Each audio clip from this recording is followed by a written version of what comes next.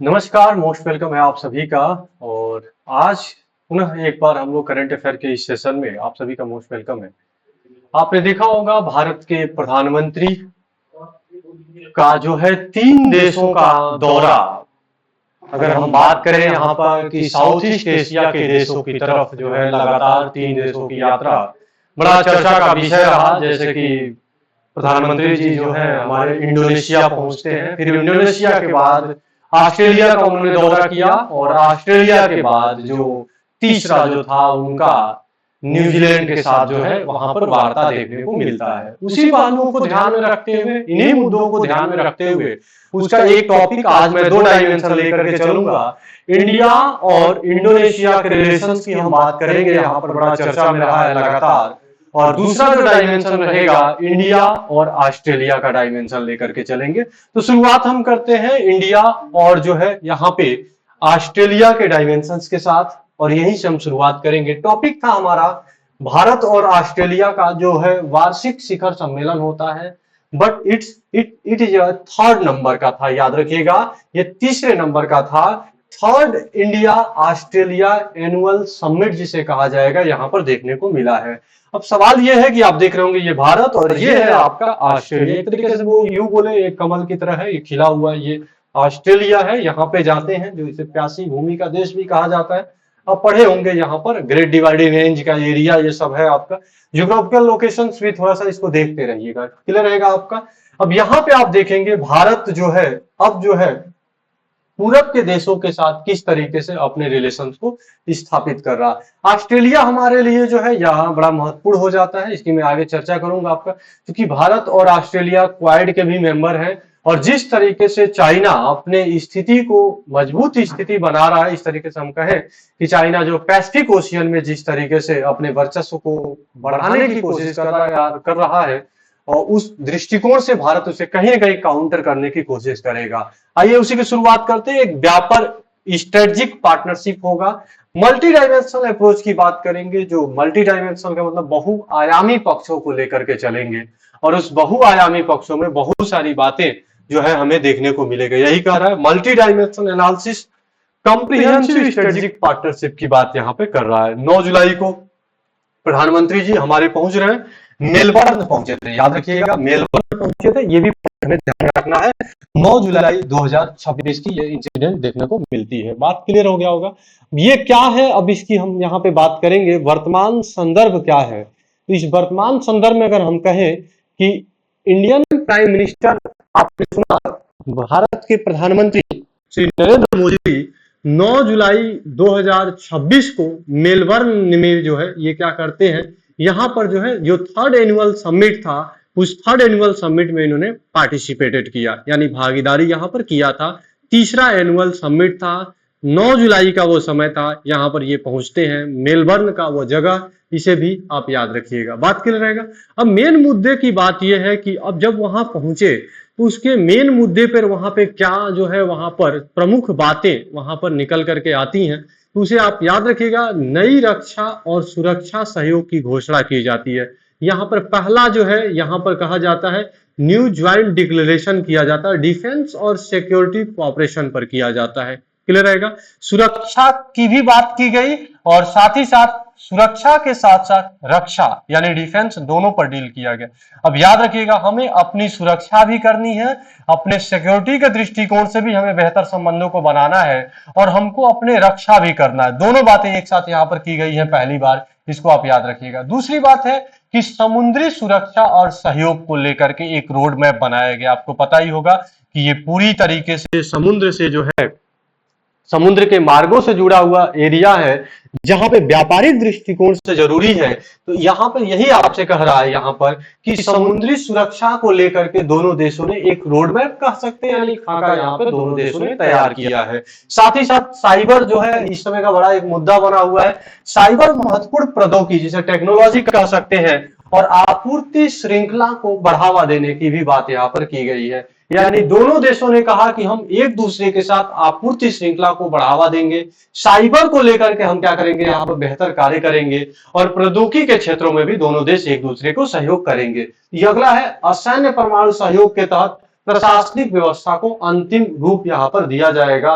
ये भी हमें याद रखना है। परमाणु सहयोग जो है, हम दोनों एक दूसरे को जो है यहाँ पर क्या कहेंगे कि असैन्य परमाणु सहयोग, यानी कि धीरे धीरे करके हम इस पे भी हम आगे यहाँ पर बढ़ने का प्रयास यहाँ पर कर रहे हैं। अब यहाँ पे बनता है यहाँ पर दोनों देशों के बीच पृष्ठभूमि कैसे तैयार होता है। देखो, भारत और ऑस्ट्रेलिया के संबंधों की अगर हम बात करें, खासतौर से इंडिया और ऑस्ट्रेलिया के रिलेशंस की बात करें, तो ये किसी एक फेज में डेवलप नहीं होता है, ये धीरे धीरे करके भारत और ऑस्ट्रेलिया के संबंधों का विकास होता है। तो मेन पहला बात ये था कि यहाँ पर जो हमें समझना था कि ये क्या पॉइंट्स था। प्रधानमंत्री मेलबर्न में पहुंचते हैं, तीसरे नंबर का था ये 4 डायमेंशन शिखर सम्मेलन का जो रिजल्ट था, जो प्रमुख परिणाम था या आउटकम्स हम यहाँ पर कहें, वो आउटकम्स आपके सामने ये रखा हुआ है। अब अगला आता है आपके सामने, इस आउटकम्स के बाद दोनों देशों के बीच एक पृष्ठभूमि है। ऑब्वियस सी बात है, दोनों देशों के बीच एक बैकग्राउंड है और इस बैकग्राउंड में कौन सी बातें यहाँ पर निकल करके सामने आती हैं। याद रखिएगा, इसको कह रहा है कि शीत युद्ध के दौरान जो प्राथमिकताओं में हम अंतर देखने को मिला। दोनों देश जब कोल्ड वार चल रहा था तो उसमें उनकी प्राथमिकता अलग थी और हमारी प्राथमिकता अलग थी। हम सामान्यतः जो थे गुट निरपेक्ष के साथ थे और हमारा जो था पश्चिमी देशों के साथ संबंध थोड़ा बेहतर चल रहा था। तो पहला था ये शीत युद्ध के समय का पहला डायमेंशन था। फिर बाद में जब 21वीं शताब्दी आता है, जब 21वीं शताब्दी का जब यहाँ पर कह सकते हैं कि एक तरीके से इमर्ज होता है, उस समय जो है चीन का उदय होता है। शीत युद्ध के बाद ही चीन का उदय होता है। चीन के युद्ध के बाद जो पैसिफिक जो एरिया था, यानी पैसिफिक ओशियन का क्षेत्र था, वहां पर जो है सुरक्षा, समुद्री सुरक्षा को लेकर के हमारा दायरा बढ़ता है। वैसे कंडीशंस में हम धीरे धीरे जो है हम जो है वो जो बढ़ते हैं ऑस्ट्रेलिया के साथ अपने पक्षों को लेकर के। दूसरा पॉइंट यहाँ पे बनता है चीन के उदय और इंडो पैसिफिक का महत्व और समुद्री सुरक्षा को लेकर के यहाँ पर 21वीं सदी में ये बात निकल करके आती है। तो 2 पॉइंट हमने आपको बताया। 2020 की बात हम करें तो 2020 में दोनों देशों ने सीएसपी किया था। सीएसपी का मतलब होता है कॉम्प्रिहेंसिव स्ट्रेटेजिक पार्टनरशिप कहा जाएगा। तो कॉम्प्रिहेंसिव स्ट्रेटेजिक पार्टनरशिप का मतलब, कॉम्प्रिहेंसिव मतलब होता है व्यापक। ये व्यापक रणनीतिक साझेदारी की बात यहाँ पर की जाती है। और अब जो बात किया जा रहा है वो ईसीटीए पर बात किया जा रहा है। 2022 में जो ईसीटीए पर बात किया गया, यानी economic cooperation and trade agreement पर बात की गई। इन सारे पहलुओं को आप याद रखिएगा कि आप शीत युद्ध में क्या हुआ, 21वीं शताब्दी में क्या हुआ, 2020 में जो है यहाँ पे सीएसपी साइन किया जाता है। और याद रखिएगा 2022 में जो है economic cooperation and trade agreement की बात किया जाता है। तो याद रखिएगा economic cooperation and trade agreement की ये बात यहाँ से की जाती है। इस बात को आप क्या करिएगा, इन सारी बातों को भी क्या करिएगा यहाँ पे ध्यान में रखते हुए यहाँ पे चलना है हमको। इस तरीके से भारत और ऑस्ट्रेलिया के संबंधों की जो है यहाँ पर क्या हो जाती है, शुरुआत हो जाती है। तो भारत और ऑस्ट्रेलिया के संबंधों के शुरुआत में यहाँ पे 3 बातें हमें याद रखना है। कोल्ड वार के समय,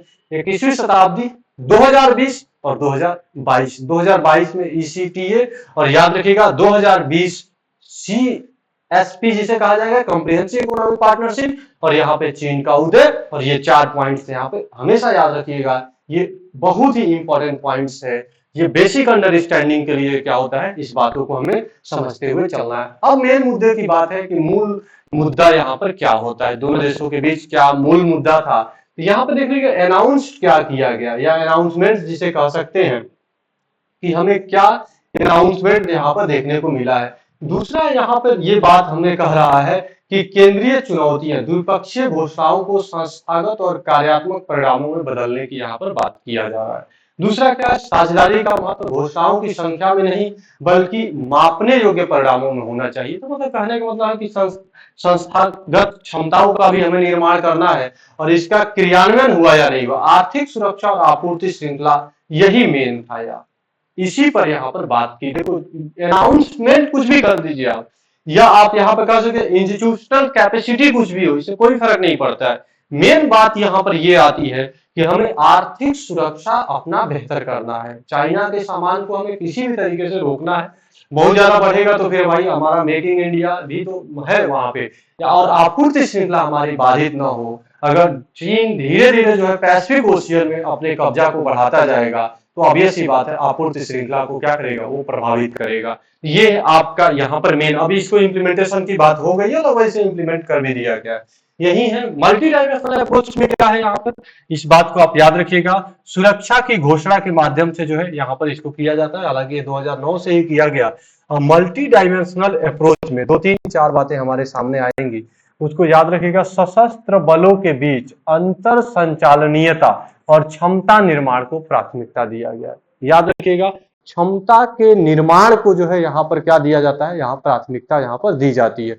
यही आपको कह रहा है, सशस्त्र बलों के बीच, यानी कि सशस्त्र बलों के बीच अंतर संचालियता और क्षमता, दोनों देश से क्या, एक दूसरे से क्या करेगा, कैपेसिटी जो है, कैपेसिटी बिल्डिंग का ये कार्य करेगा। इस बात को आप याद रखिएगा। बात दूसरा है, वार्षिक रक्षा मंत्री संवाद और जटिल सैन्य अभ्यासों को संस्थागत बनाएगा। यानी दोनों देशों के बीच एक मिलिट्री एक्सरसाइज जो हमेशा होता रहता है, तो मिलिट्री एक्सरसाइज को भी हम क्या करेंगे, यहाँ पर बढ़ावा देंगे। आतंकवाद का मुकाबला करेंगे दोनों देश, और दोनों देश जो है मानवीय सहायता के लिए समन्वय को स्थापित करेंगे। ये मूल मुद्दा के ये मल्टी डायमेंशनल का ये पहला पॉइंट आप याद रखिएगा, जहां पर किया जाता है रक्षा बलों में एक दूसरे को हम, और क्षमता निर्माण के एक दूसरे सहयोग करेंगे। सैन्य अभ्यास में दोनों देश एक दूसरे के साथ पार्टिसिपेट करेंगे। आतंकवाद पे दोनों देश जो मिल करके क्या करेंगे, यहाँ पर बात करेंगे। साथ ही साथ मानवीय सहायता पे भी यहाँ पर बात किया जाएगा। अब याद रखिएगा 10-15 पॉइंट्स है जो दोनों देश के बीच में एमओयू हुआ है, उसकी मैं अभी यहाँ पे लिस्टिंग करवाऊंगा। तो ये मल्टी डायमेंशनल अप्रोच में क्या है, यहाँ पे समुद्री सुरक्षा और सहयोग रोडमैप सूचना को यहाँ पे मजबूत करेगा। ये संयुक्त राष्ट्र समुद्री कानून संधि के अनुसार नेविगेशन की बात कर रहा है, यहाँ पर नेविगेट करेगा। भारतीय तटरक्षक और ऑस्ट्रेलियाई समुद्री कमान के बीच जो होगा, यहाँ पर क्या होगा, एक तरीके से हम कह सकते हैं प्रवर्तन होगा। इसे भी हमें क्या करना है, यहाँ पे ध्यान में रखते हुए इन्हें भी हमें चलना है। मल्टी डायमेंशनल और भी है, यहाँ पे देखिएगा ऑस्ट्रेलिया को पक्ष ले रहा है और यहाँ पे भारत को ले रहा है। मैंने शुरुआत में ही बोला था, भारत अपनी जो यहाँ पर जो है मेक इन इंडिया है, इस मेक इन इंडिया को बढ़ावा देगा। इसी के मॉडल पर ऑस्ट्रेलिया भी है जो एक मॉडल डेवलप कर रहा है, फ्यूचर मेड इन ऑस्ट्रेलिया। तो फ्यूचर मेड इन ऑस्ट्रेलिया, दोनों के बीच एक तालमेल स्थापित करने की यहाँ पर बात यहाँ पर की जाती है। और इसी टीए के बाद अब जो बढ़ रहा है वो सेका की तरफ बढ़ने की यहाँ पर बात की जा रही है। इसको भी आप याद रखिएगा, कॉम्प्रिहेंसिव इकोनॉमिक जिसे कहा जाएगा, तो इसे भी आप याद रखिएगा। अब सेका की तरफ जो है दोनों देश एक दूसरे को क्या हो रहा है, यहाँ पे बढ़ रहे हैं। टैरिफ रिडक्शन की भी यहाँ पर बात यहाँ पर की जा रही है। संरचनात्मक चुनौतियां हैं, ये याद रखिएगा कि ऑस्ट्रेलिया के पास खनिज का एक बेहतर भंडार है, और खास तौर से यूरेनियम की बात उसने किया भी है। और यूरेनियम आगे भविष्य का एक ऊर्जा का एक बेहतर जो है यहाँ पर स्रोत है, इसे भी आप याद रखिएगा। केवल खनिज ही जो है हम वहां से नहीं लेके आएंगे, या वो हमें ऑस्ट्रेलिया हमें केवल खनिज ही निर्यात नहीं करेगा, बल्कि आगे के बाजारों में भी हम एक दूसरे के साथ सहयोग में स्थापित करेंगे, या सहयोग में भागीदारी यहाँ पर किया जाएगा। इस बात को आप याद रखिएगा। अगला मल्टी डायमेंशनल है, अब देखिएगा ऑस्ट्रेलिया के पास खनिज है और भारत के पास जो है ये औद्योगिक मांग है। इस औद्योगिक मांग यानी हमारे लिए इंडस्ट्रीज है, और हमारे इंडस्ट्रीज में इनकी मांग है, उससे हम क्या कर सकते हैं, यहाँ पर एक बेहतर समन्वय भी स्थापित कर सकते हैं। ये देखिएगा, भारतीय भूवैज्ञानिक सर्वेक्षण और जियो साइंस जिसे कहा जाएगा, ये ऑस्ट्रेलिया का जो जियो साइंस है, दोनों के बीच में यहाँ पर जो है एक दूसरे के बीच इनोवेशन को बढ़ावा देने की यहाँ पर बात यहाँ पर किया गया है। इस बात को भी हमें याद रखेगा। एक्सप्लोरेशन करेंगे दोनों, एक दूसरे को इसको क्या करेंगे, बढ़ावा देंगे, एक तरीके से हम यहाँ पे बोल सकते हैं। मल्टी डायमेंशनल का ये भी पॉइंट आप याद रखिएगा। ऊर्जा और असैन्य परमाणु ढांचा क्या है, बड़ा इंपॉर्टेंट पॉइंट है यहाँ पे। अंतरराष्ट्रीय सुरक्षा उपायों के तहत ऑस्ट्रेलिया यूरेनियम की दीर्घकालिक आपूर्ति श्रृंखला है। मैंने शुरू में ही बोला कि हम बेसिक यही था कि भारत को यूरेनियम देगा कौन, ऑस्ट्रेलिया देगा, ये बात बेसिक रूप से था। भारत के औद्योगिक क्षेत्रों के लिए काफी फायदेमंद होगा। ऑब्वियस ही बात है, आने वाला जो दौर है ये एआई का दौर है, आर्टिफिशियल इंटेलिजेंस का है, आने वाला दौर फाइबर्स का है। तो ये आपको इसको ध्यान में रखना है। तो इनको ध्यान में रखते हुए जो ऊर्जा की जो आपूर्ति है वो लगातार बढ़ती चली जाएगी। आने वाला दौर सेमीकंडक्टर का दौर है। ऐसे कंडीशंस में जो है हमें ये क्या करेगा, प्रदान करेगा। ये कह रहा है कि राजनीतिक समझौतों को व्यवहारिक संरचना में बदलने के लिए प्रशासनिक व्यवस्था अंतिम रूप से होगा। इसको आप याद रखिएगा। अगर राजनीतिक समझौते को हमें व्यवहारिक रूप में लेकर के चलना है तो प्रशासनिक रूप से अंतिम रूप ये यहाँ पे बनेगा। ये कह रहा है सौर ऊर्जा या ग्रीन हाइड्रोजन की बात करें या बैटरी के स्टोरेज में, जैसे मैंने क्या बोला, बैटरी को अगर बनाना है तो भी होगा। ये हम क्या कर सकते हैं, यही है यहाँ पे ऊर्जा के क्षेत्रों में, सौर ऊर्जा के क्षेत्रों में हो या ग्रीन हाइड्रोजन के क्षेत्र में हो या बैटरी को स्टोरेज में हो, दोनों देश क्या करेंगे यहाँ पर एक दूसरे को जोर यहाँ पर देंगे। इन्हें हमें ध्यान में रखना है। अगला है आपके ये एक पैक्स जिसे कहा जाएगा, ये श्रृंखला विविध और डिजिटल लचीलापन की बात करें। यहाँ पे मेन बात समझिएगा कि गगनयान मिशन के लिए कोकोस, यही याद रखिएगा, कोकोस किलिंग द्वीप समूह पर अस्थायी स्पेस ट्रैकिंग टर्मिनल बनाए जाने की बात की जा रही है। यूपीएससी इतना नहीं पूछेगा, यूपीएससी बस ये पूछेगा कि ये कोकोस किलिंग द्वीप कहाँ है, इस बात को आप याद रखिएगा। तो ये है आपका, ये बहुत ही इंपॉर्टेंट है, ये प्रीलिम्स के पॉइंट ऑफ व्यू से इसको आप याद रखिएगा। आईएएस हो या आपका ये पीसीएस हो, इस पॉइंट ऑफ व्यू से ये कोकोस किलिंग, जो किलिंग द्वीप है, ये बड़ा इंपॉर्टेंट रहेगा, इसको आप याद रखिएगा। क्योंकि भारत का जो अगला मिशन है, लगातार जो हम गगनयान मिशन पे कार्य करने की कोशिश कर रहे हैं, उसके लिए भारत जो है अस्थायी रूप से जो है यहाँ पर स्पेस ट्रैकिंग टर्मिनल का निर्माण कर रहा है, इसे आप याद रखिएगा। साथ ही साथ क्वांटम की सुरक्षा, क्वांटम कंप्यूटिंग जो आगे हमारे लिए है, तो क्वांटम सुरक्षा, कृत्रिम बुद्धिमत्ता, मैंने बोला आर्टिफिशियल इंटेलिजेंस, ये आर्टिफिशियल इंटेलिजेंस जिसे कह सकते हैं, और क्वांटम सिक्योरिटी पर भी दोनों देशों ने एक दूसरे को जोखिम पर सहयोग करना और साथ ही साथ अनुसंधान को बढ़ावा देने की बात यहाँ पर किया गया है दोनों देशों के द्वारा। ये भी बात हमें ध्यान में रखते हुए चलना है।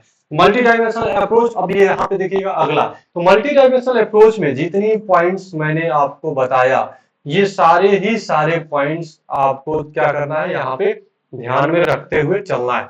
ये हमने आपको बताया यहाँ पे मल्टी डायमेंशनल अप्रोच, ये तो मैंने आपको बता ही दिया था मल्टी डायमेंशनल अप्रोच, ये मूल मुद्दा भी मैंने आपको बताया था। तो मल्टी डायमेंशनल अप्रोच में सारी बातें आपको ध्यान में रखना है, क्या क्या हो सकता है ये मैंने आपको बताया, क्या क्या दोनों देशों के बीच में समझौते यहाँ पर हुए हैं, इस बात को आप याद रखिएगा। सशस्त्र बलों को लेकर के रक्षा मंत्रियों का संवाद, मिलिट्री एक्सरसाइज और ये आतंकवाद जैसे मुकाबले, ये भी बात यहाँ पे उभर कर आई है। यहाँ पे सूचना को साझा करने के लिए, मजबूत समुद्री सूचनाओं को साझा करने के लिए बात हुई है। यहाँ पर नेविगेशन को लेकर के बात की गई है, स्वतंत्र नेविगेशन की बात की गई है। और यहाँ पे दोनों देशों के बीच जो है कोस्टल्स जो है, कोस्टल्स गार्ड भी क्या करेंगे, यहाँ पे समन्वय को स्थापित करेंगे। ये भी पॉइंट मैंने आपको बताया। और ये खनिज ही, ऑस्ट्रेलिया खनिज ही निर्यात करेगा, साथ ही साथ हमारे औद्योगिक क्षेत्रों में भी भूमिका दोनों की बढ़ेगी, इसे भी हमें याद रखेगा। मेकिंग इंडिया के तर्ज पर ही वो क्या कर रहा है, फ्यूचर, ये फ्यूचर मेड इन ऑस्ट्रेलिया बना रहा है, दोनों देशों के बीच हो रहा है। और सेका पर भी हम साइन करने की बात यहाँ पर किए हैं आगे चल करके। अगला कह रहा है यहाँ पर ऑस्ट्रेलिया खनिज और हमारे यहाँ का उद्योग, दोनों यहाँ पे रहेगा। ये दोनों देशों के बीच यहाँ पे अन्वेषण को लेकर के भारत का भूवैज्ञानिक और ऑस्ट्रेलिया का जियो साइंस, ये ध्यान में रखिएगा। ये सारे पॉइंट्स आपसे चर्चा में रहे हैं। मल्टी डायमेंशनल, इस बात को भी हमें क्या करना है, यहाँ पे ध्यान में रखते हुए चलना है। अंतरराष्ट्रीय सुरक्षा, ऑस्ट्रेलिया यूरेनियम, और यहाँ पे मैंने आपको बता ही दिया था प्रशासनिक को लेकर के। ग्रीन हाइड्रोजन, ये बड़ा इंपॉर्टेंट है, ग्रीन हाइड्रोजन, सौर ऊर्जा और बैटरी स्टोरेज, ये सारी बातें हमें ध्यान में रखते हुए चलना है। गगनयान मिशन के लिए कोकोस किलिंग द्वीप, क्वांटम सुरक्षा और साथ ही साथ आर्टिफिशियल इंटेलिजेंस, इन सभी मुद्दों पर यहाँ बात करने को मिली है। अब इसे याद रखिएगा, मेन मुद्दा यही है। बाकी है वैचारिक स्पष्टीकरण क्या है, तो यहाँ पे रणनीतिक साझेदारी हितों में अधिक आधारित एक व्यापक व्यवस्था है। और भारत जो है यहाँ पर क्या करेगा, क्वाड, मैंने शुरू में ही बोला था कि जो है यहाँ पर क्वाड नाटो जैसा गठबंधन नहीं है। ऐसा नहीं है कि हम दोनों, जैसे हालांकि देखो क्वाड का तो दोनों मेंबर है, जैसे मैंने आपको बताया था शुरुआत में ही कि भारत और ऑस्ट्रेलिया, जापान जो है यहाँ पे क्वाड का मेंबर है। लेकिन भारत, ऑस्ट्रेलिया, जापान और यूएसए क्वाड के मेंबर हैं, चाइना को काउंटर बैलेंस करना चाहते हैं। लेकिन यहाँ पर यही बात आपसे कह रहा है कि हम एक दूसरे के बीच, क्वाड का मेंबर वो अलग बात है, लेकिन हम दोनों एक दूसरे के बीच जो है स्ट्रेटेजिक संबंधों को बना रहे हैं, अपनी जो है रणनीतिक सहायता को बनाए की बात कर रहे हैं यहाँ पर। ठीक है, इस बात को हमें याद रखिएगा। अन्य जो है सैन्य जो गठबंधन है, औपचारिक समूह रक्षा दायित्वों में शामिल होने की बात कर रहे हैं, इसे भी हमें याद रखिएगा। समुद्री सुरक्षा, प्रौद्योगिकी और आपूर्ति श्रृंखला, यही जो है, यही दोनों, यही यहाँ पर मेन मुद्दा है कि हम एक दूसरे से समुद्री सुरक्षा करेंगे और ये प्रौद्योगिकी सहायता करेंगे और साथ ही साथ आपूर्ति श्रृंखला को हम क्या करेंगे यहाँ पर बेहतर करेंगे। इस बात को भी हमें ध्यान में रखना है। यही है आपका, तो यूपी के स्पेस में या राजस्थान के या आप जहाँ के रहने वाले हैं उस परिदृश्य में भी आप देख सकते हैं। निष्कर्ष क्या है और आगे की राह क्या है, अब देखिएगा यही निष्कर्ष है। निष्कर्ष में क्या है, सुरक्षा सहयोग को आसियान की केंद्रीय और समावेशी क्षेत्रीय व्यवस्था के साथ जोड़ना चाहिए। ऑब्वियस ही बात है, सुरक्षा सहयोग आसियान के लिए भी जरूरी है और भारत के लिए भी क्या है, जरूरी है। तो इसे भी हम देख सकते हैं, आसियान के साथ सुरक्षा सहयोग को भी हम देख सकते हैं। यहाँ पर ये रोड मैप के लिए कार्य योजनाएं और जो प्रगति का जो संकेत आवश्यक है, जो रोड मैप बनाए जा रहे हैं उसको सही से उसे क्रियान्वयन किया जाए। सुरक्षा सहयोग को आसियान का केंद्रीय विषय मैंने आपको साथ बता ही दिया था। प्रौद्योगिकी सहयोग के लिए जिम्मेदार एआई और समावेशीकरण से जोड़ा जाना चाहिए। ऑब्वियस सी बात है, प्रौद्योगिकी का मतलब ही होता है कि एआई में अभी बहुत काम करना बाकी है। जो भी देश हैं अभी उनको एआई पे बहुत बेहतर कार्य करना है, तो हम कोशिश करेंगे कि दोनों देश इस पर क्या करें, एक दूसरे के साथ आगे बढ़े और प्रौद्योगिकी के ट्रांसफर भी किए जाएं। तो ये निष्कर्षता भी कर सकते हैं और ये आगे की राह के रूप में भी हम क्या कर सकते हैं, यहाँ पर हम यहाँ देख सकते हैं। ये था, क्विक रिवीजन भी देख सकते हैं। शिखर सम्मेलन मेलबर्न में हुआ था, तो इसको आप याद रखिएगा। ये जुलाई 2026 मेलबर्न में हुआ था और 2020 में भी हम रणनीतिक साझेदारी की बात हम दोनों देशों ने किया था। गगनयान के लिए कोकोस ट्वीट मैंने आपको बता ही दिया था। अब सेका पर यहाँ पे बात किया जा रहा है, मैंने आपको बता ही दिया था। ईसीटीए 2022 में हुआ, सेका की बात की जा रही है। पैक्स पर फोकस किया जा रहा है, साइबर सुरक्षा, डिजिटल लचीलापन और रक्षा पे भी बात की जा रही है, मैंने आपको समझा दिया था। और ये नागरिक प्रमाण व्यवस्था शांतिपूर्ण सहयोग के लिए यूरेनियम आपूर्ति श्रृंखला का मार्ग यहाँ पर खोल रहा है। ऑब्वियस ही बात है कि हम उसका यूज करेंगे, लेकिन शांतिपूर्ण तरीके से यहाँ पर किया जाएगा। अगला जो टॉपिक है, this is very important topic और बहुत ही शानदार टॉपिक, जहां से प्रश्न पूछा जाएगा। एक सेकंड रुकिएगा, बहुत ही शानदार टॉपिक जहां से प्रश्न आपके लगातार पूछे जाएंगे, उन्हें आप याद रखिएगा। अगला है भारत इंडोनेशिया। भारत और इंडोनेशिया के बीच की अगर हम बात करें, भारत और इंडोनेशिया, प्रधानमंत्री नरेंद्र मोदी जी इंडोनेशिया की यात्रा पर जाते हैं, वहां पे एक उन्हें पुरस्कार भी मिला था, उसे मैं अभी आ रहा हूं, उस पर विरासत स्थल पे भी आऊंगा, मैं उसकी सभी की चर्चा करूंगा। रणनीतिक साझेदारी के 10 नए आयाम, 10 new dimension of India Indonesia strategic partnership की बात कर रहा है। ये भू राजनीतिक और मल्टी डायमेंशनल यहाँ पे विश्लेषण की हम बात करेंगे। जियो पॉलिटिकल जिसे कह सकते हैं, जियो पॉलिटिकल दृष्टिकोण से इंडोनेशिया भारत के लिए बड़ा जरूरी हो जाता है, बड़ा महत्वपूर्ण हो जाता है। इन मुद्दों को भी हमें क्या करना है, यहाँ पर ध्यान में रखते हुए यहाँ पे चलना है। अब यहाँ पे आपके सामने जो है, ये वर्तमान ट्रिगर क्या था, इस बात को समझिएगा, बड़ा इंपॉर्टेंट पॉइंट है। ये वर्तमान ट्रिगर है कि सर्वोच्च नागरिक का सम्मान वहां पे मिला हुआ है। भारत के प्रधानमंत्री जब गए तो उनको जो है इंडोनेशिया का सर्वोच्च नागरिक सम्मान दिया गया, इस बात को आप याद रखिएगा। अभी मैं आऊंगा उसको, बिटांग पुरस्कार उसका नाम था, तो उसकी मैं चर्चा आपसे करूंगा।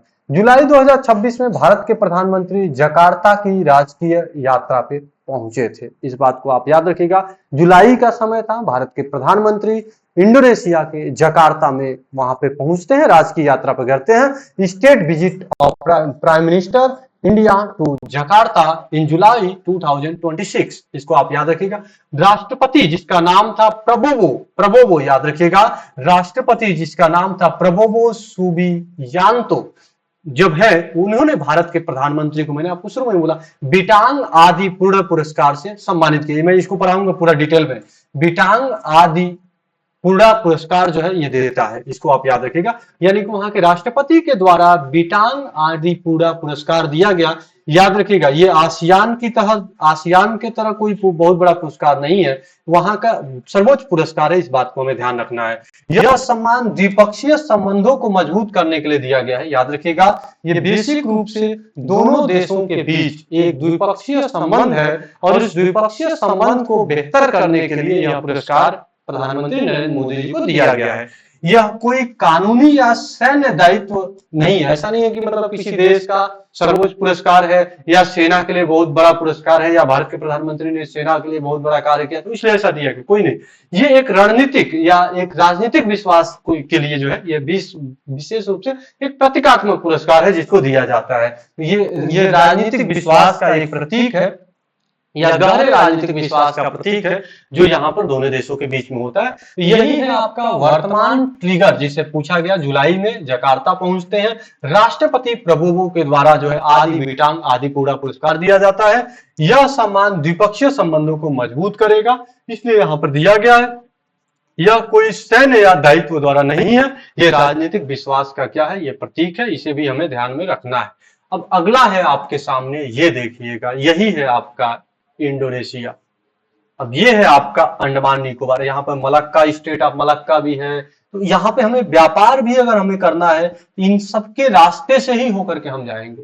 अगर हम पैसिफिक ओशियन के क्षेत्रों में हम जाना चाहते हैं और चाइना को अगर हम कंट्रोल करना चाहते हैं, या एक नया टर्म्स इस समय निकल करके सामने आ रहा है साउथ ईस्ट एशिया पॉलिटिक्स में अगर हम आगे बढ़ना चाहते हैं। अब साउथ ईस्ट एशिया ना बोल करके साउथ एशिया कहें हम, कि जिस तरीके से साउथ एशिया में चीन अपने प्रभुत्व को बढ़ाने की कोशिश कर रहा है, तो साउथ एशिया में चीन अपने प्रभुत्व को जब बढ़ाने की कोशिश करेगा, ऐसे कंडीशंस में भारत जो है इन मार्गों के माध्यम से ही जाएगा। और इन मार्गों के माध्यम से अगर भारत को कंट्रोल करना, मतलब अन्य देशों को कंट्रोल करना है, तो भारत को इंडोनेशिया के साथ बेहतर संबंधों को बनाना पड़ेगा। यही है स्ट्रेटेजिकल दृष्टिकोण से और कह सकते हैं ज्योग्राफिकल दृष्टिकोण से भी इंडोनेशिया बड़ा महत्वपूर्ण हो जाता है। इसे आप याद रखिएगा। यही है पड़ोसी, समुद्री पड़ोसी की अवधारणा में याद रखना है कि समुद्र पड़ोसी है और साथ ही साथ हमारा समुद्री पड़ोसी है। समुद्री देशों में हम देखें तो हमारे पास ही है, काफी अंडमान निकोबार के जस्ट बगल में ही है। इसे आप याद रखिएगा। दोनों देशों के बीच कोई भूमि नहीं आप साझा करता, याद रखिएगा। दोनों देशों के बीच लैंड बाउंड्री नहीं है, हमारे और इंडोनेशिया के बीच में कोई लैंड बाउंड्री नहीं है, इसे आप याद रखिएगा। अंडमान सागर होगा, मलक्का जलडमरू मध्य मैंने आपको बताया था, और सुमात्रा के निकट उन्हें एक रणनीतिक संबंधों को आगे, सुमात्रा द्वीप यहाँ पे है, तो इसको लेकर के एक हम चाहते हैं कि मलक्का जलडमरू मध्य के माध्यम से हम क्या करें, यहाँ पे एक बेहतर रणनीतिक संबंध बनाए जिसके माध्यम से व्यापार हम बेहतर से कर सके, सुरक्षा हम बेहतर से कर सके समुद्री भूगोल के दृष्टिकोण से। तो व्यापार, सुरक्षा और समुद्री भूगोल के माध्यम से भी हम क्या कर सकते हैं, यहाँ पर जुड़ सकते हैं। ये सभी डायमेंशंस को भी हमें ध्यान में रखते हुए चलना है, याद रखिएगा इसको। यही मेन पॉइंट है जो आपके सामने समझना है।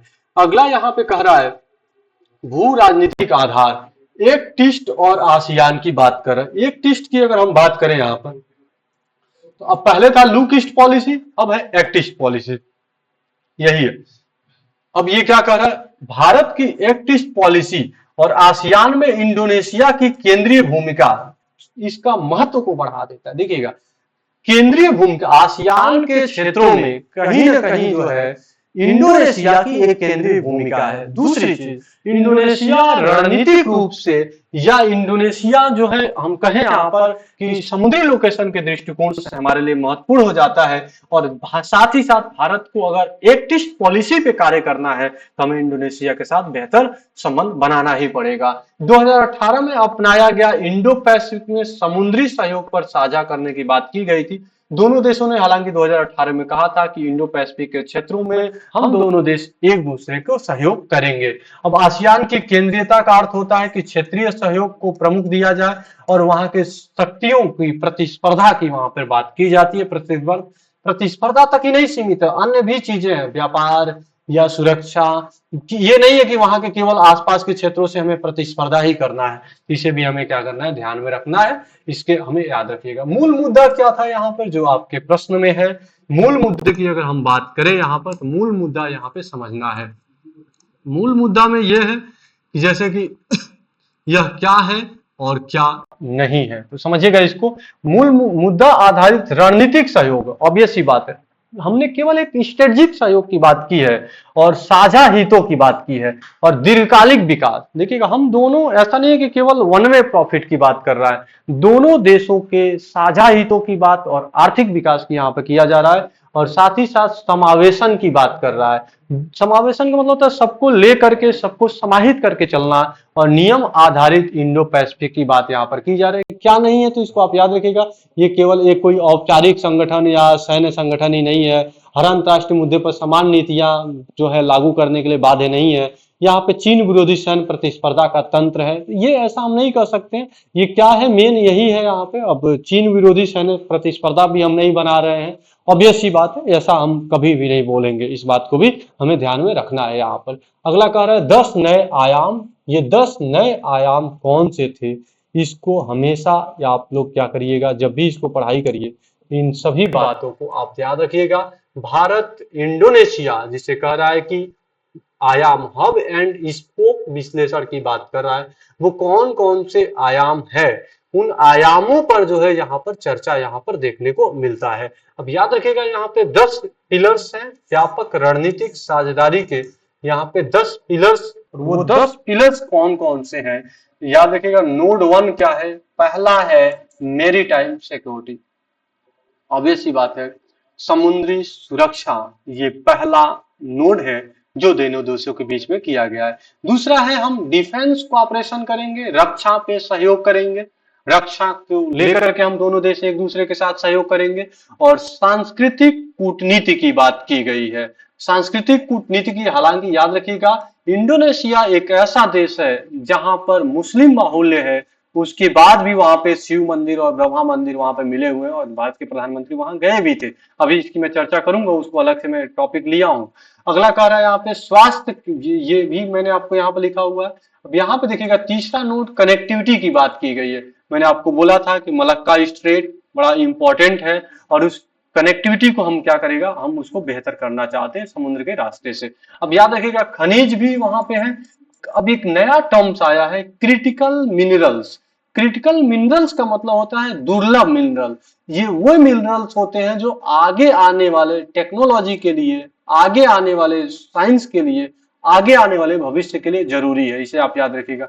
अगला कह रहा है कि डिजिटल सार्वजनिक अवसंरचना की बात कर रहा है। डिजिटल सार्वजनिक अवसंरचना, डिजिटल पब्लिक इंफ्रास्ट्रक्चर को हम क्या करेंगे, यहाँ पे बेहतर करेंगे। ये है आपका आतंकवाद का मुकाबला। ये है दोनों देश एक दूसरे के, आतंकवाद समुद्र के रास्ते से भी आ सकते हैं, अब ये कोई जरूरी, अब कहीं से भी आ सकता है, तो आतंकवाद को लेकर के हम दोनों देश क्या करेंगे, यहाँ पे बात किए हैं। ऊर्जा सुरक्षा की भी बात की गई है जिसे एनर्जी सिक्योरिटी कहा जाएगा, और कृषि और स्वास्थ्य पे बात किया गया। ये 10 नोड या 10 पिलर्स याद रखिएगा, 10 pillars of the comprehensive, 10 pillars of the comprehensive strategic partnership की यहाँ पर बात की गई है। ये कौन 10 पिलर्स हैं जो दोनों देशों के बीच में हुआ है, तो समुद्री सुरक्षा, रक्षा सहयोग, कनेक्टिविटी, खनिज, डिजिटल सार्वजनिक, आतंकवाद, ऊर्जा, कृषि, स्वास्थ्य, और ये आपका सांस्कृतिक जो है कूटनीति पे, ये पूरा 10 ऐसे पिलर्स हैं जो दोनों देशों के बीच में यहाँ पर महत्वपूर्ण रहा है। क्लियर रहेगा, इन सारी बातों को एक दो बार पढ़िएगा, एक बार स्क्रीनशॉट लेकर के इसको क्या करिएगा, इसको लिख लीजिएगा अपने कॉपी में, एज इट इज आप क्या करिएगा, इसको मेंशन कर लीजिएगा, तो ये काफी आपको बेनिफिट देगा मेंस में भी, या आपको प्रीलिम्स के समय में भी। एक दो डायमेंशन यहीं से आपको क्या करेगा, उठाएगा, और एग्जाम में आपसे प्रश्न पूछेगा। अगला है यहाँ पर आयाम 1 और दूसरा। देखिए सभी आयामों को हम नहीं पढ़ेंगे, यहाँ पे इन बातों को हमें ध्यान में रखते हुए चलना है। जैसे कह रहा है, अब ये देखिएगा गुरुग्राम में सूचना संचालन केंद्र है। हिंद महासागर क्षेत्र में इंडो एशियाई संपर्क अधिकारियों की नियुक्ति की गई। याद रखिएगा ये कहाँ बनाया गया है, तो गुरुग्राम में किया गया। क्लियर रहेगा, ये याद रखिएगा। इंडोनेशिया समुद्री सुरक्षा और भारतीय तटरक्षक बलों के बीच ये जो है, ये बकामला में यहाँ पे सहयोग के लिए जो है संस्थाओं को बात की गई है। यहाँ पे समुद्री दुर्घटनाओं, अवैध गतिविधियों और आपदा राहत के लिए दोनों देश एक दूसरे के साथ साझेदारी देंगे। ब्रह्मोस प्रणाली, ब्रह्मोस आपको पता ही होगा तीनों जगह होता है, ये हवा से हवा में मार करने वाले मिसाइल और हाइड्रोग्राफिक पर भी चर्चा यहाँ पर किया गया है, तो इसको आप याद रखिएगा, इन्हें भी हमें ध्यान में रखते हुए चलना है। आयाम और भी है, अंडमान और आचे कनेक्टिविटी की बात की गई। सवांग बंदरगाह बड़ा चर्चा में रहा, यही पूछेगा, सीधे पूछेगा, सवांग बंदरगाह पर बात किया गया है, और इसको जो है विकसित करने का, यानी विकास, इसको डेवलपमेंट की बात इसकी सवांग बंदरगाह का किया गया है। आसियान भारत जो है व्यापार समझौते की भी समीक्षा यहाँ पर की गई है। यहाँ पर क्या है, केवल कच्चे माल के लिए आयात तक ही ये नहीं सीमित है, हालांकि उसको प्रोसेसिंग करेंगे, करने से क्या होगा, स्थानीय का मूल्य वर्धन होगा, वैल्यू एडिशन यानी मूल्य उसकी बढ़ेगी, ऑब्वियस बात है, प्रोसेसिंग करके उसके मूल्य को बढ़ाया जा सकता है, प्रौद्योगिकी करेंगे और उसके माध्यम से हम श्रृंखला को, हम टेक्नोलॉजी कॉपरेशन के माध्यम से क्या करेंगे, उसको पहुंचाएंगे और लोगों की जो है यहाँ पर बेहतर इनकम को होगा, देश का भी यहाँ पर विकास होगा। तो दोनों देशों इस पे बात करने की बात यहाँ पर कर रहे हैं, इसे ध्यान में रखते हुए चलना है। ये है आपका आयाम अगला डिजिटल को लेकर के क्या है, तो डिजिटल में लेकर के है भारत के लिए ONDC। ये आपका इंडोनेशिया ओपन नेटवर्क का शुभारंभ किया गया, इसे आप याद रखिएगा, इंडोनेशिया ओपन नेटवर्क। ये आपका MSME को खुले नेटवर्कों के माध्यम से भी डिजिटल अर्थव्यवस्था के साथ MSME को भी डिजिटली जोड़ने की बात यहाँ पर बेसिक रूप से यहाँ पर की गई है। और सीमा पार QR भुगतान, जो QR के माध्यम से भुगतान है, वो अब हम क्या कर सकते हैं कि इंडोनेशिया में भी जाकर के हम सीमा के बाहर भी हम क्या कर सकते हैं, भुगतान कर सकते हैं, जो UPI पेमेंट सिस्टम है, ये बात यहाँ पर किया जा रहा है। और साइबर सुरक्षा, कृत्रिम जो है आर्टिफिशियल इंटेलिजेंस पर भी, दोनों आर्टिफिशियल इंटेलिजेंस अब लगभग सभी देशों के साथ होगा, इस बात को लगभग आप याद रखिएगा, UPI के माध्यम से भुगतान किया जाएगा, यही आपसे लिखा हुआ है यहाँ पर MSME, और यही है आपका ONDC के साथ यहाँ पे सहयोग यहाँ पर देखने को मिलता है। ये रहेगा आपका सुरक्षा और आतंकवाद। आतंकवाद का वित्त पोषण कहाँ से हो रहा है, ऑनलाइन कट्टरपंथ को रोकने हैं, वित्त को रोकना है, वहां पे ऑनलाइन कट्टरपंथ को रोकना है, कहाँ से उनको फंडिंग हो रही है, और जो प्रौद्योगिकी उभर रहे हैं उनका कोई दुरुपयोग ना करे और अपराध न हो जाए, इसे भी हमें देखना है।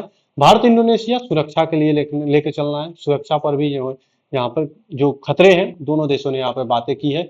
उभरती प्रौद्योगिकी, संगठित अपराध, कई बार जो है ऑर्गेनाइज तरीके से अपराध होते हैं और इसको भी हमें रोकना है, मानव तस्करी हो गए, ह्यूमन ट्रैफिकिंग, तो इसे हमें रोकना है, इसे आप याद रखें। मानवाधिकार जैसे डेटा सुरक्षा सिद्धांतों के, कई बार पता चला कि बैठा हुआ आदमी इंडोनेशिया में है या उनका आदमी हमारे यहाँ बैठा हो, तो एक समुद्र पार भी हम एक सुरक्षा को हम क्या करना चाहते हैं, यहाँ पर बनाना चाहते हैं या व्यवस्थित करना चाहते हैं, इसे भी हमें क्या करिएगा, इसको ध्यान रखिएगा।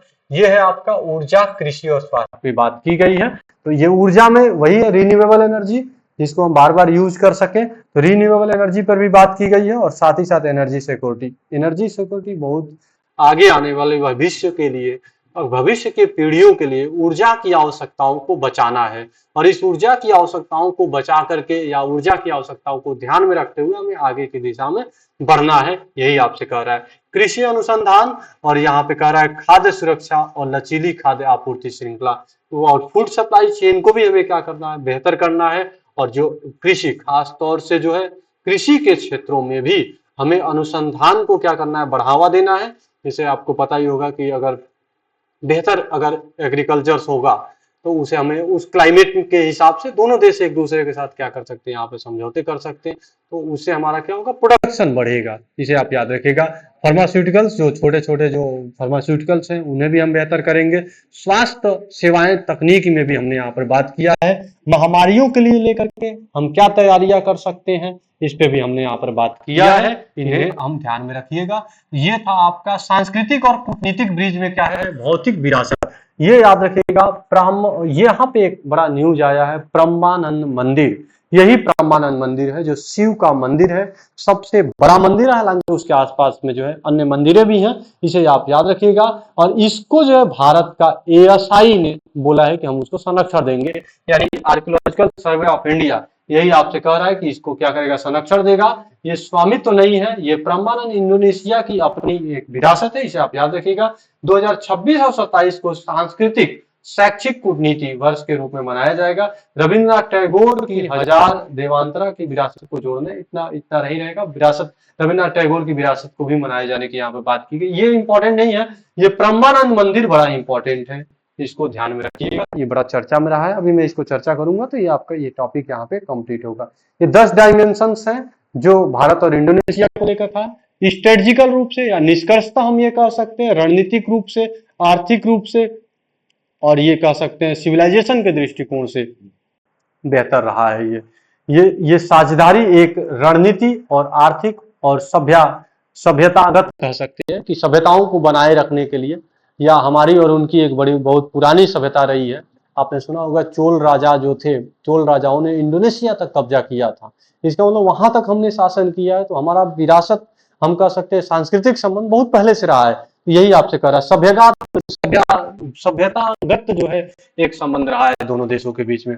भारत इंडोनेशिया संबंध केवल एक सांस्कृतिक संबंध ही नहीं है, बल्कि अब तो सांस्कृतिक संबंध से हम आगे बढ़ते हुए हम रक्षा सहयोगों की तरफ, ऊर्जा सहयोगों की तरफ हम आगे की दिशा में बढ़ रहे हैं। इंडो पैसिफिक रणनीति जो समुद्री सुरक्षा और डिजिटल तकनीक पे भी हमने आगे बात किया था, साइबर सुरक्षा पे हमने आगे बात किया था।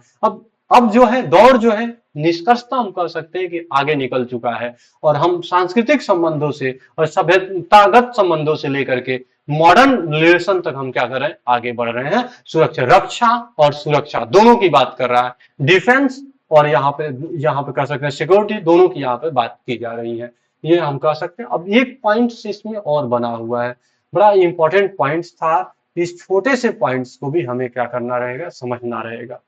ये चर्चा था, मैंने आपको बताया कि भारत और इंडोनेशिया रिलेशन में यही डायमेंशन था।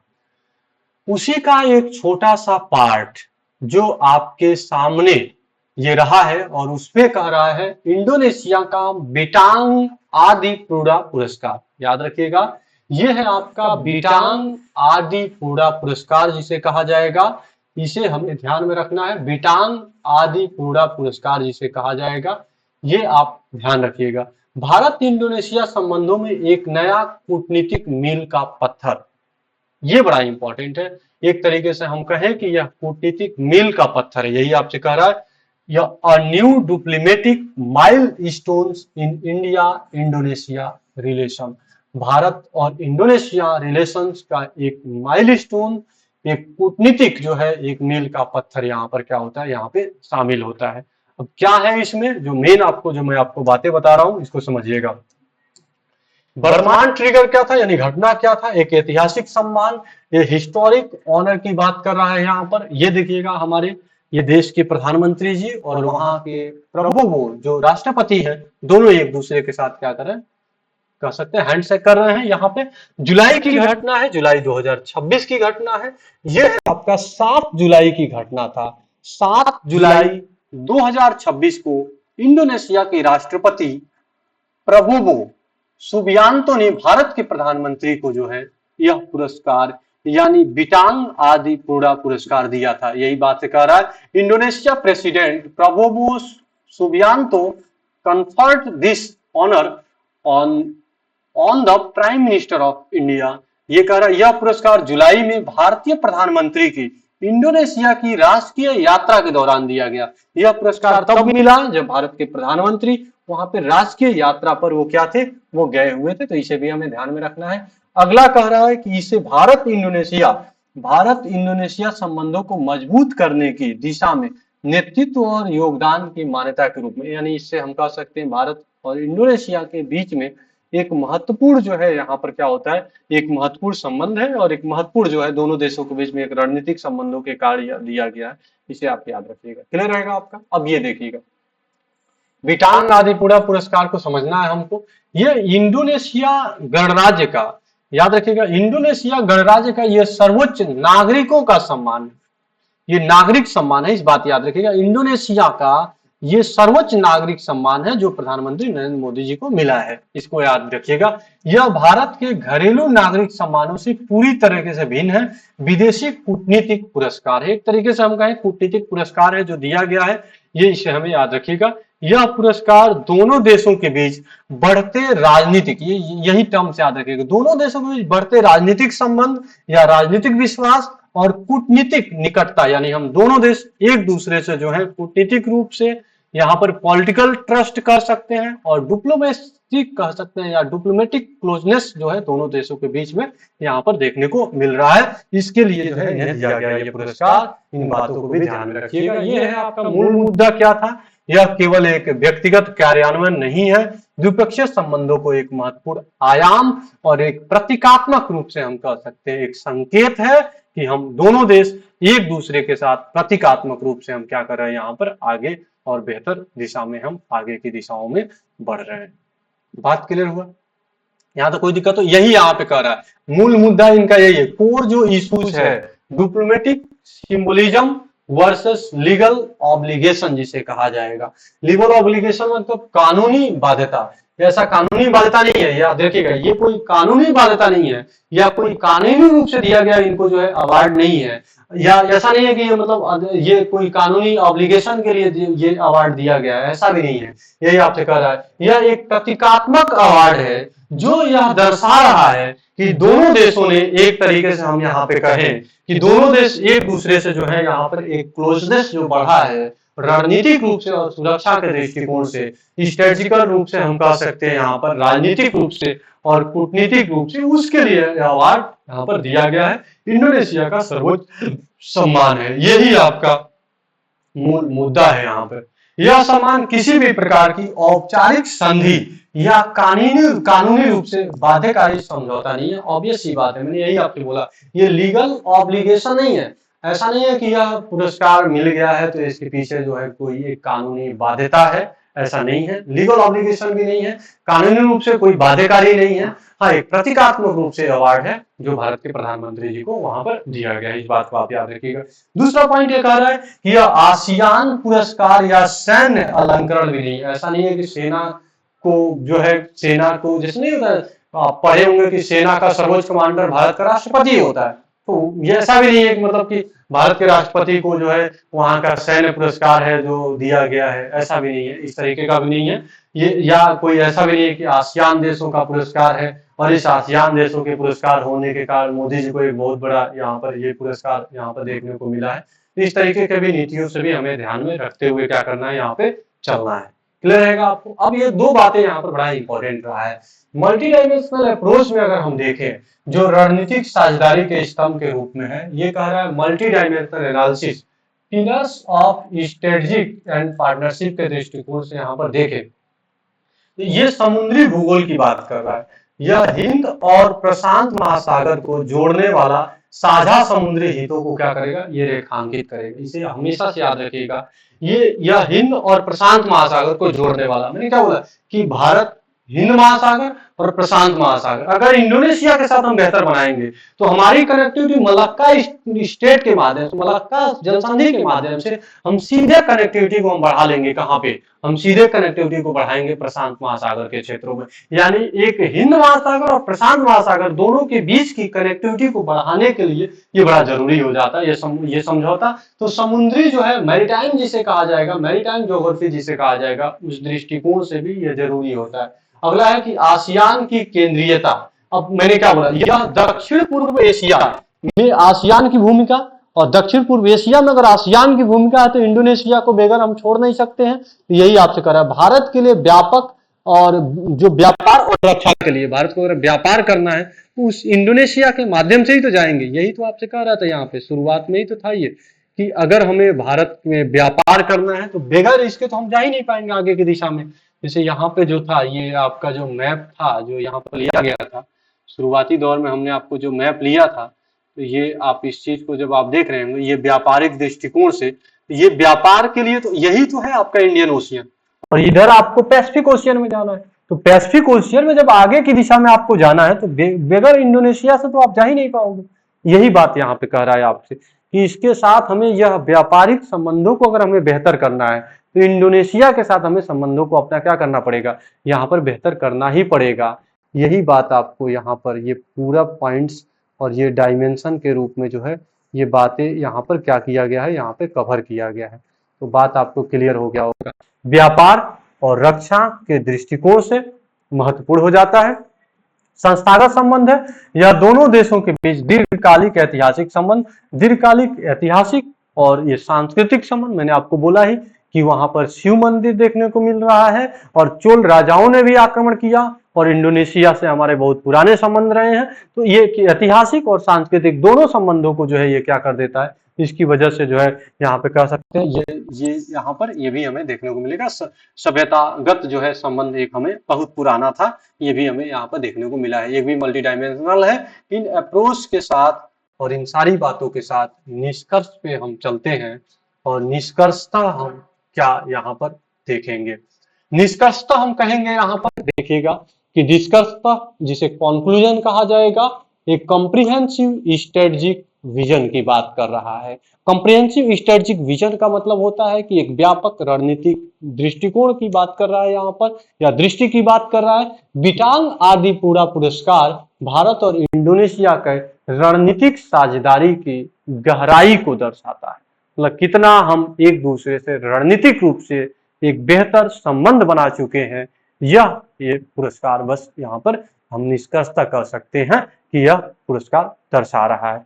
अगला हम कह सकते हैं यह सम्मान रक्षा के लिए, व्यापार के लिए, सांस्कृतिक के माध्यम से इंडो पैसिफिक क्षेत्र में स्थिरता को बढ़ावा देने के लिए यह प्रतिबद्धता के प्रमाण को भी क्या करता है, यह दर्शाता है। यानी दोनों देश इस दिशा में आगे बढ़ेंगे, इंडो पैसिफिक के क्षेत्रों में हम स्थिरता को बढ़ावा देना चाहेंगे, और साथ ही साथ हम जो व्यापारिक दृष्टिकोण है, यानी कि हम कोशिश करेंगे कि भारत और इंडोनेशिया यहाँ पर पैसिफिक रूप से एक दूसरे से जो है यहाँ पर कनेक्टिविटी को, यानी यही पॉइंट आपसे है, एक सेकंड रुकिएगा, कोशिश यही है कि भारत और इंडोनेशिया एक दूसरे से जो है यानी कनेक्टिविटी को बनाए, और हम हिंद महासागर और साथ ही साथ पैसिफिक ओशियन में बेहतर रणनीतिक संबंधों के माध्यम से आगे की दिशा में हम चलते रहें, जहां पर एक दूसरे से सुरक्षा की बात करेंगे, या एक दूसरे की सुरक्षा, सिक्योरिटी जिसे कह सकते हैं, रक्षा की बात करेंगे, और इस तरीके से हम आर्थिक विकास की दिशा में आगे की तरफ यहाँ पर क्या होंगे, यहाँ पे बढ़ेंगे। ये हमारा टॉपिक्स था, जहाँ पे दो टॉपिक हमने कवर किया आपको, भारत ऑस्ट्रेलिया संबंध, और दूसरा जो टॉपिक था भारत इंडोनेशिया संबंध, और तीसरा जो था बिटांग आदि पूरा पुरस्कार, जो बड़ा इंपॉर्टेंट था। तो आज की क्लासेस को यहीं पर रोकते हैं, ठीक है, थैंक यू।